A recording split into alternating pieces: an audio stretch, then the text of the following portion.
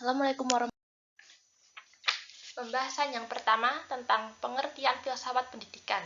Filsafat pendidikan memiliki pengertian yaitu aktivitas pemikiran teratur yang menjadikan filsafat sebagai medianya untuk menyusun konsep pendidikan, menyelaraskan dan mengharmonisasikannya, serta menerapkan nilai-nilai dan tujuan yang ingin dicapainya. Pandangan filsafat pendidikan tentang Tuhan dibagi menjadi 4, yaitu kepercayaan kepada Tuhan, kajian tentang Tuhan dan ilmu kalam, yang ketiga kajian tentang Tuhan dalam ilmu tasawuf, dan yang terakhir yaitu kajian tentang Tuhan dalam filsafat Islam.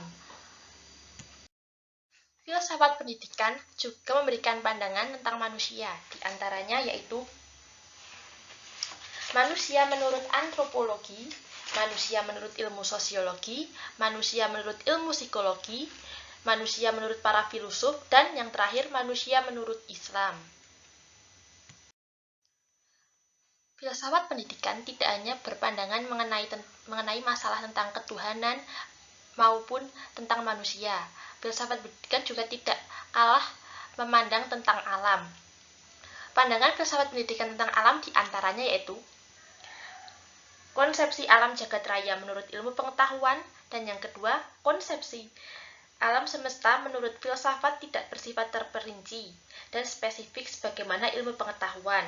Filsafat didasarkan pada sejumlah prinsip yang jelas, yakni universal atau menyeluruh, komprehensif, mencakup semua aspeknya, holistik, semua aspek yang saling berkaitan, mendalam, rasional, dan spekulatif, serta menjelajah.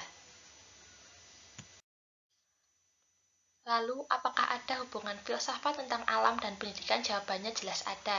Di antaranya yaitu, yang pertama, menjadi dasar penyusunan konsep pendidikan yang berbasis alam semesta, yakni pendidikan yang dalam semua aspeknya menyakup visi, misi, tujuan, dan kurikulum. Yang kedua, proses belajar mengajar yang berbasis alam adalah proses belajar mengajar yang tidak hanya terbatas dilakukan di dalam ruangan kelas saja, melainkan juga dengan memanfaatkan alam lingkungan sekitar. Yang ketiga, dalam merancang evaluasi yang berbasis alam dilakukan dengan cara memilih lingkungan alam yang paling tepat untuk mendukung kegiatan belajar. Serta yang keempat, dalam merancang evaluasi yang berbasis alam dilakukan dengan cara menilai kemajuan peserta didik bukan hanya bersifat teoritis dan verbalistis saja, melainkan dilengkapi dengan kemampuan menerangkan berbagai teori dan konsep-konsep yang dipelajarinya untuk mengelola alam dan lingkungannya.